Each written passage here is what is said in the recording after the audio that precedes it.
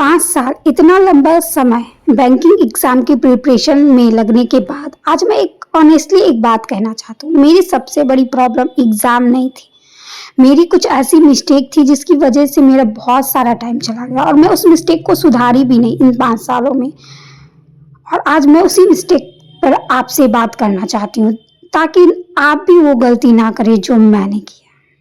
Hello everyone, welcome to my channel. मैं हूं मोनिका और आज से मैं स्टार्ट कर रही हूं अपनी फिर से शुरू से जर्नी। लेकिन उससे पहले अपनी मिस्टेक के बारे में बताऊंगी ताकि वो मिस्टेक मैं खुद भी ना करूं और आप भी ना करें।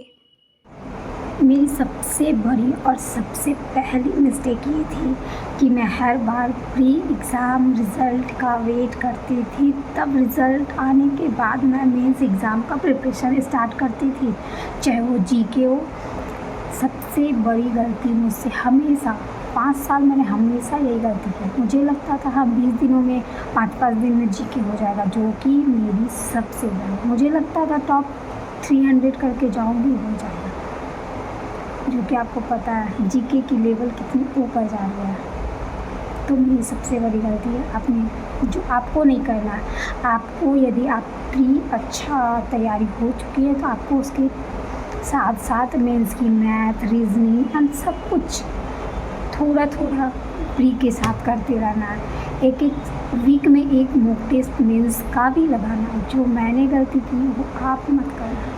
यदि आप चाहते हो फर्स्ट अटैम्प्ट सेकेंड अटैम्प्ट में निकालना तो ये गलती कभी मत करना जो मैंने की। दूसरी बड़ी मिस्टेक मेरी ये थी कि मैंने प्री तो एक इंस्टीट्यूट से की थी, दिल्ली से। उसके बाद लॉकडाउन लग गया था तो मैं घर आ गई थी, तो मेरी मेंस की प्रिपरेशन नहीं हो पाई थी। तो मैं मेंस की प्रिपरेशन के लिए यूट्यूब पर डिफरेंट चैनल विज़िट करती थी, जहाँ से मिलता था वहाँ से पढ़ लेती थी, जो कि मेरी गलती थी।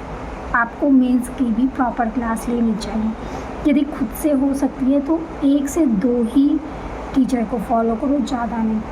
आज इसको, कल उसको, परसों इसको, किसी से मोटिवेट हो गए तो उसको ऐसा मत करो। ऐसे आपके कॉन्सेप्ट क्लियर ही नहीं होते, क्योंकि हर टीचर के अलग अलग रीजनिंग सॉल्व करने के कॉन्सेप्ट होते हैं, जो कि आप खुद पजल्ड हो जाते हो कि आपको करना क्या है, किसके सॉल्व करना। जब आप सॉल्व करने बैठोगे एग्ज़ाम में तो आपसे नहीं होगा। एंड तीसरी बड़ी गलती ये थी कि मैं कभी टॉपर्स के स्ट्रेटेजी को अपना लेती थी, कभी यूट्यूब पे कोई टीचर की स्ट्रेटेजी को। और मेरी यही गलती थी कि मैं किसी भी स्ट्रेटेजी को फॉलो करना चाहिए था, लेकिन मैं स्ट्रेटेजी को बार बार चेंज कर रही थी, जो कि मेरी सबसे बड़ी मिस्टेक थी। हर बार लगता था कि शायद ये स्ट्रेटेजी मुझे सिलेक्शन के क्लोजर ले जाएगी, लेकिन रियलिटी ये नहीं थी। अब मैं सिंपल स्ट्रेटजी फॉलो करूंगी, लिमिटेड रिसोर्सेज, फिक्स टारगेट और कंसिस्टेंट रिवीजन। 5 साल बीत गए, लेकिन मुझे लगता है कि लेट होना प्रॉब्लम नहीं है। प्रॉब्लम तब है जब हम गिव अप कर देते हैं।